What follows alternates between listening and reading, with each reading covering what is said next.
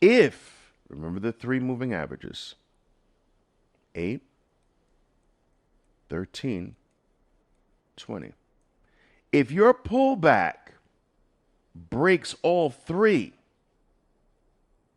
there is not going to be a whale.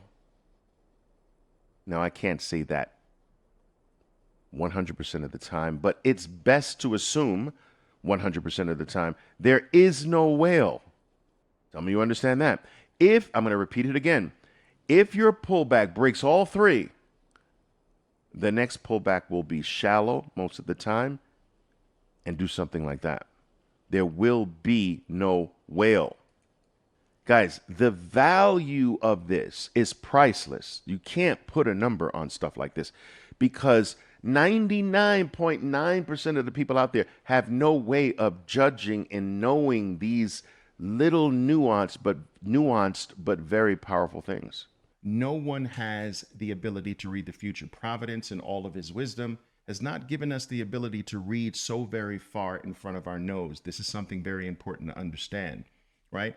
And so, guys, while no one really has the ability to read the future, not even me, of course, what we can do is come up with things that potentially can happen and prepare for those things. What we can do is assess the probability of something happening, all right, and prepare for that. But we can't actually ever know. So the way you deal with the future is to deal with it through probabilities and to have a variety of scenarios, highly probable scenarios mapped out for what might happen, and then have specific strategies to take advantage for each one of those scenarios that you've mapped out. What's the best way to get a mature whale? It is using a moving average and the big bar concept. So there's a combination called MA, moving average, big bar combo. All right? Moving average, big bar combo. So what you do is once you get the whale, you have the whale here. Now you're going to, maybe you take some off. You had 2. This goes to 1. You're going to leave 1 in for the possibility of a mature whale. You're now going to use moving average. Let's say the 20 in this case. Okay.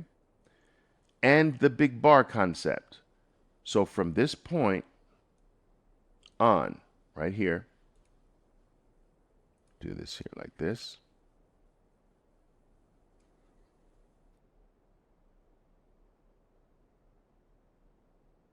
You're going to do moving average, and you're going to ignore what the stock is doing until there's a sizable bar. Boom. Now you drop it to the sizable bar. When the moving average passes or improves on your stop of the big bar right there, now the moving average stop is tighter than your big bar stop. You convert to the moving average until the next big bar happens. Boom. And the big bar will happen before your moving average is present. Moving averages are delayed items. Do you understand? So the big bar happens when the moving average is here. So now your stop shouldn't be here. Your stop should drop to here until that moving average catches up and improves on the stop. And the next time you adjust is when you get a big bar. There is no big bar, no big bar, no big bar. Stay with the 20, no big bar, no big bar, no big bar. And you're riding this out. So take a look at if we were to do this the whole way. All right. So if we were to do this the whole way, your moving average, big bar. Then right there, you're actually big bar, and then look, big bar, and then big bar, and then moving average. So your big bars happen before the moving average can improve on the big bars. You guys got that?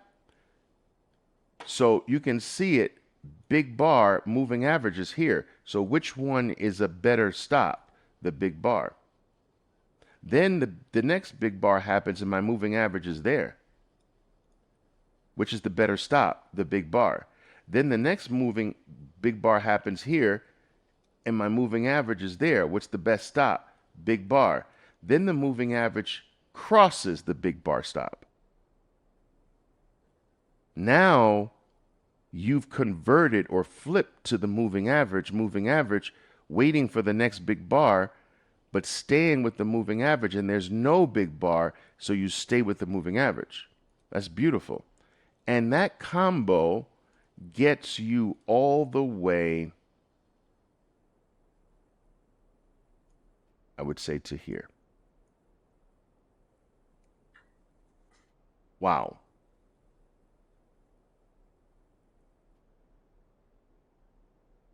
You got that? The moving average big bar concept. The moving average big bar combo is how you ride out your mature whales. Do you have that? Do you understand that? Do you get that combo? Big bar, moving average. Big bar, moving average. Big bar, moving average. A few of you let me know. Let me know. You got it?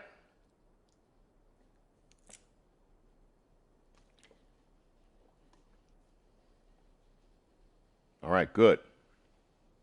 Now, it is important. 2-bar stop, it's your choice. 1-bar stop, 2-bar stop, it's your choice. That is your choice. I always tell you that when you are rich, rich people in this world have choices. They have more choices than poor people. When you are in leg 2 of a whale, you are rich, which means that you have choices. You want to do a 2-bar stop? Fine. You want to do a 1-bar stop? Fine. You want to do a backflip? Fine. You want to do a cartwheel? Fine. You want to break out in song? Fine. You're rich. It's the way it is. I don't make the rules. Just the way it is. All right. So now that we know how to maximize a mature whale, right? There are a couple other things I want to point out. You don't do this combo on leg 1. I'm going to repeat that. You do not do a trailing stop combo on leg 1. This only is in whale complete territory. This is whale complete territory right there. Now you bring the combo in. You do not do a trailing stop on leg 1. Why? Because the pullback is going to take you out of the trade. If you were doing a big bar combo here, like, okay, moving, so I enter here.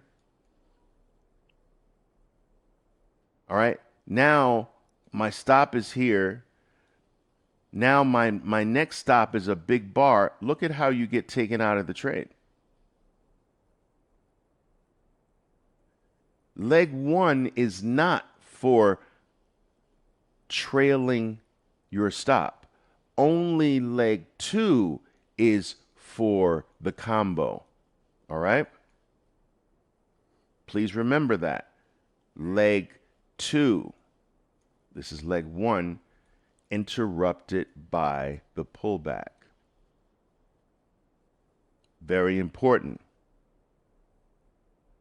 Okay? It's only for maximizing the whale complete zone. Okay, there is one other thing I want to point out, and then we're done. Okay? The other thing I want to point out is which moving average do you use? Because it's not always the 20-period moving average. So there are 3 possible moving averages you're going to use. This, you should take notes on this. If you are not familiar with this, you should take notes on this. There's the 8, the 13, and the 20. All right? These are your 3 trailing moving averages. We have as a default the 20-period moving average right there. But that is sometimes not the appropriate moving average to do your trail with. So which one do we choose? I'll explain. Your pullback reveals which one you choose. So let's put all 3 moving averages on the chart. And whichever one the pullback does not break is your moving average. Okay? So if we put the 8-period moving average on the chart, all right? I'm going to put this here. Remember, it's the 8, the 13, or the 20. If we put the 8 on it, we're doing this here. We put the 8 on it. So I'm going to change that to the 8. We can clearly see, do that with a different color.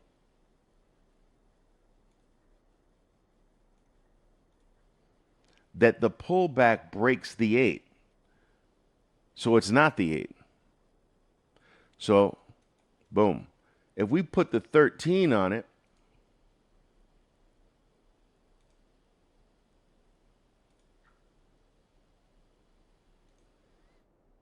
that breaks it too.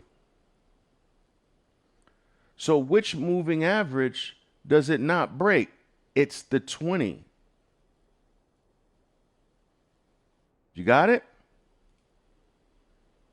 It's the only one of the 3 that it didn't break.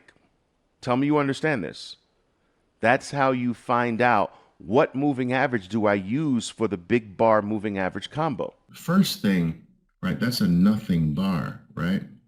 But the second bar is interesting in that you have almost 2 perfect red bars. Now, you guys should already know, what can you do with these? When they're back to back like that, you can combine them. Back to back near perfect bars can be combined, right? Back to back near perfect bars can be combined. I see something really nice there. So yeah, you got in on the second bar, which is cool. Take this second, the first color change, if you like here, right?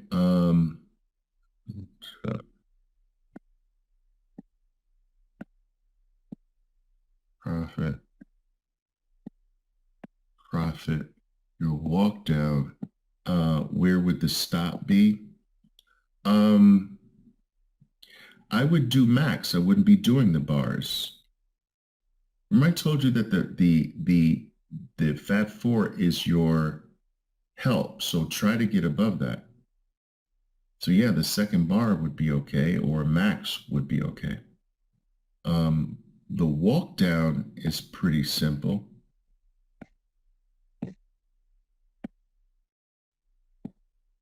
Break even.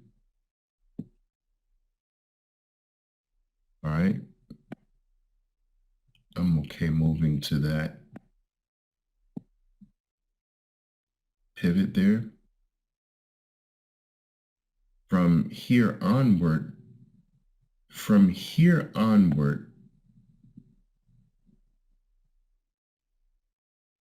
What's your best option for walking this down?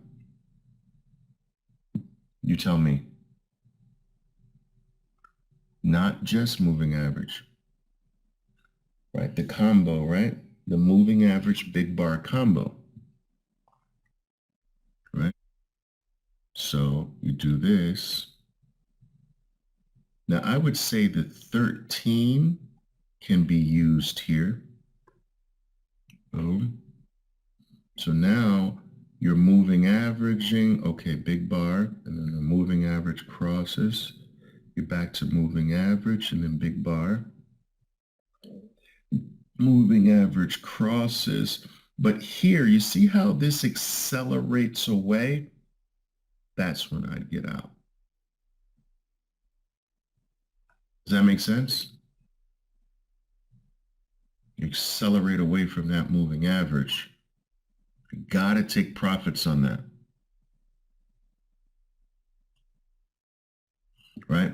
Or if we start accelerating away, you can just start bar by barring out. Or here you start, oh, whoa, I'm accelerating bar by bar out.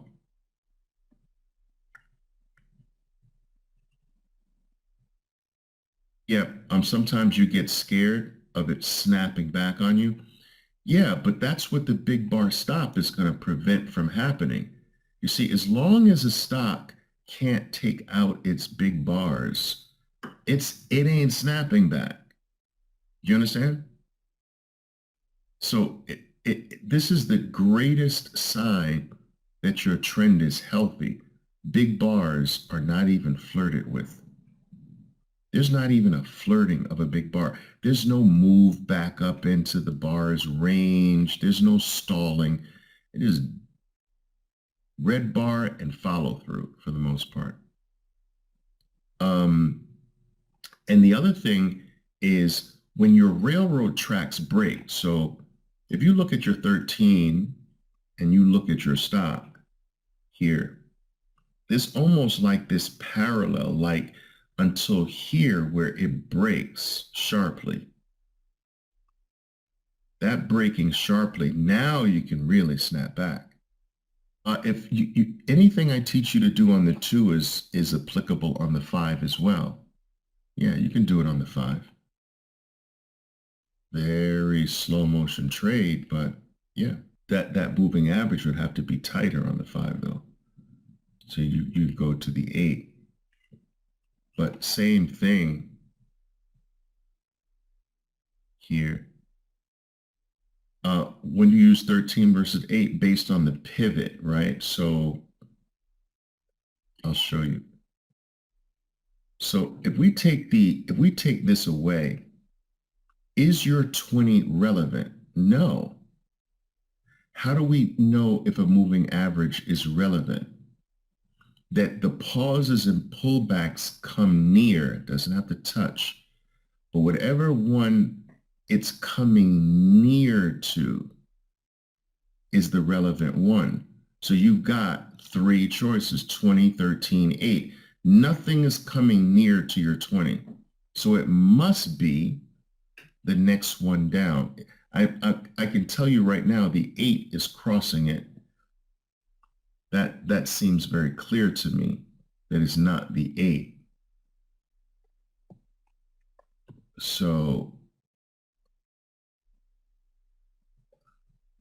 boom. Now we're coming near. And it doesn't have to touch. It just can't be too much space between. I know I'm looking at a 5, but I want to show you using the 5, this concept. You see how in the latter part of yesterday, XOM is rising. Do you understand? This means that this gap is breaking this, which gives it higher odds of running, continuing. This is an igniting gap. All right, that's an igniting gap. Igniting gaps can run. as opposed to an exhaustion gap. An exhaustion gap would be late day Exxon drops, closes near the low, and then gaps here. So it's almost like it's one last fell swoop to continue what was going on. This is an exhaustion gap. It's oversold in most cases. This is an igniting gap, which means that it's just starting a brand new direction.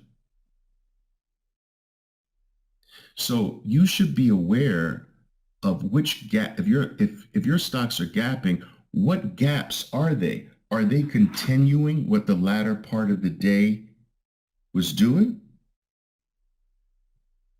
Or is the gap changing something?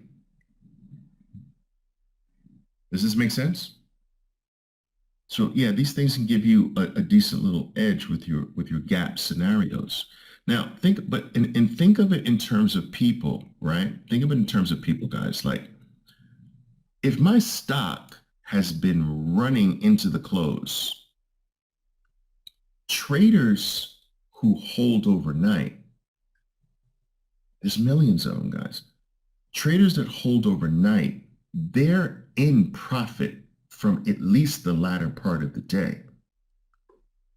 Then in the next morning, they don't even have to suffer through the stock moving up there over time. They get the extra gain without any effort instantly. So think of what this does to their profitability from the first second of the day. This is what creates the traders who may have gotten in here. It creates an instant profit-taking opportunity. That's why it's an exhaustion gap, which a lot of times reverses itself. The traders are hoping that the market's closed now. The traders are hoping that it opens here, but instead it opens there. Now look at the gain that was lost that they had. Understand? And this can follow through as they don't want to lose this part. So they start selling. Does that make sense? See the gain and see the loss? Now they start selling not to lose the rest. You know, after the first minute, yeah, you can get in. That's early. There's a lot of minutes in the day. If you're getting in after the first minute, that's still super early.